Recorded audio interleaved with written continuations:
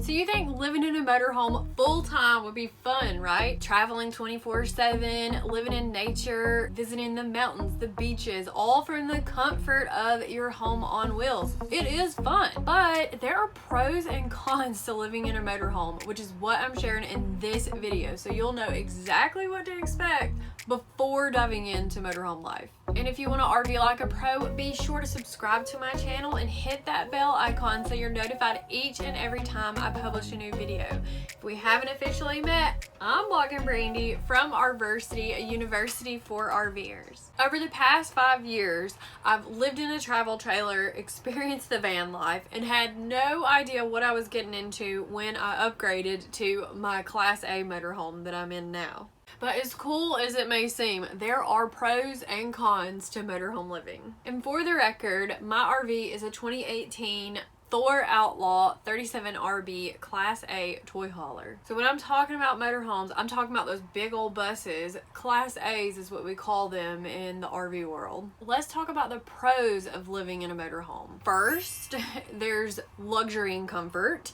You have more space and a homier feel while you're traveling and driving. Another pro of motorhome living is that you can boondock or dry camp longer, so you don't actually have to be plugged up at an RV park to use your motorhome. You have bigger tanks, you can hold more fuel for your gas, your diesel, your propane, as well as your water, both your fresh water and your dirty water, or what we like to call your sewer water, as well as you have more batteries. So in my van and my trailer, I have like 1 or 2 batteries, and then in my motorhome, I have like 5 or 6 batteries. And then also my holding tanks were a lot smaller in my van and my trailer versus in my motorhome, they are a lot bigger. So I might have been able to hold maybe 20 gallons of water before, and now I can hold like 100 gallons of water. But essentially, you can live longer without being plugged up. So you can go in a parking lot for a week or camp in the desert for a week or longer, depending on how you use your resources. But the point is that you can RV for longer without actually having to go pay and be plugged up at an RV park. Another pro to living in a motorhome is that setup is easy. So it might only take you 5 or 10 minutes to get set up. At least it only takes me that long.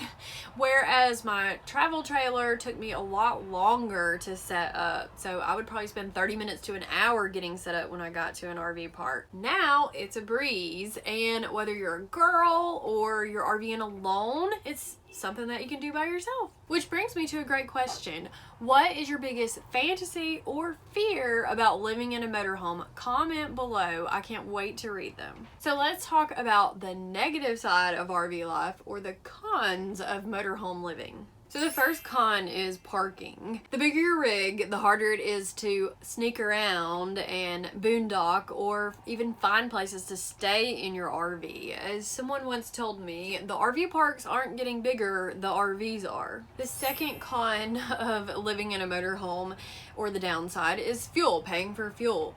You're going to need fuel to move the RV and use the RV. So things like gas, diesel, propane. It costs money to move a big old bus. Of course, this all depends on how you're RVing, but just know that the bigger the RV, the bigger your tanks, and the more money that it actually costs to RV. And the third con, or the negative side of living in a motorhome, is mobility. You need a second car, no matter what motorhome you have, for 2 reasons. One, once you're plugged up, it is not ideal to unhook your RV and go out and get food or adventure around.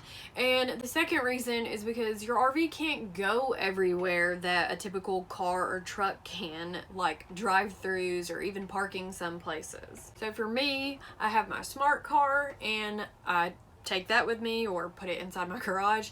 But I also had my smart car whenever I had my van, and I towed it around with me because I knew the value of having a second car. So now you know some of the pros and cons of motorhome living, but do you know how to get started planning and preparing for RV life? Don't worry, I've got you covered no matter what type of RV lifestyle you want to live. You can pick up my RV life planner with a link below this video to help you navigate RV life from start to finish. So you want to learn even more about RV living? Make sure to check out this video about how much it costs to live live in an RV, and this video about how to determine your ideal RV lifestyle. If you like this video, be sure to hit the like button below, share it with your friends, and don't forget to subscribe.